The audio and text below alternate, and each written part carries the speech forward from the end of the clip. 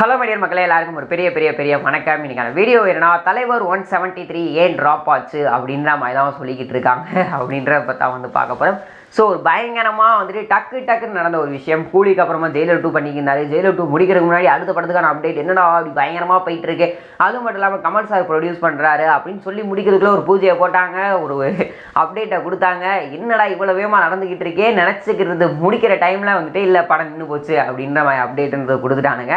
என்னடா டக்குன்னு எல்லாம் முடிஞ்சு போச்சே அப்படின்ற மாதிரியும் இருந்துச்சு. இது விசாரிச்சு பார்த்தோம் அப்படின்னா, சுந்தர் சி கதை ரஜினி அவர்களுக்கு பிடிக்கல அப்படின்ற மாதிரி சொல்கிறாங்க. பிடிக்கல அப்படின்னா எதுக்குப்பா பூஜை போட்டீங்க, அனௌன்ஸ்மெண்ட் கொடுத்தீங்க அப்படின்ற மாதிரி தான் இருக்குது.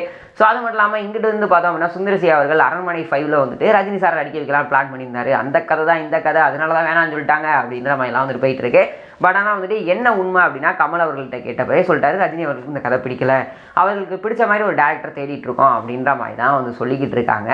ஸோ வெயிட் பண்ணி தான் பார்க்கணும். ஸோ கண்டிப்பாக ராஜ்கமல் ஸ்டுடியோஸுக்கு ரஜினி சார் ஒரு படம் பண்ணி தரப்போறாரு. பட் இந்த டேரக்டர் கூட இல்லை, வேற ஒரு டேரக்டர் கூட சேர்ந்து படம் பண்ணிக்கிட்டு இருக்காரு. படம் பண்ண போறாரு அப்படின்ற மாதிரி டாக்ஸ்ன்றது போயிட்டு இருக்கு. அதுக்கு இடையில ஒரு சில விஷயங்களும் போயிட்டு இருக்கு. மறுபடியும் அகைன் லோகேஷ் கனகராஜ் பண்ண போறாரு, கார்த்திக் சுப்ராஜ் கூட அதை சொல்லியிருக்காரு அப்படின்ற மாதிரிலாம் சொல்லிக்கிட்டு இருக்காங்க. ஸோ வெயிட் பண்ணி பார்ப்போம் அடுத்த படம் யார் கூட சேர்ந்து பண்ண போறாரு அப்படின்னு.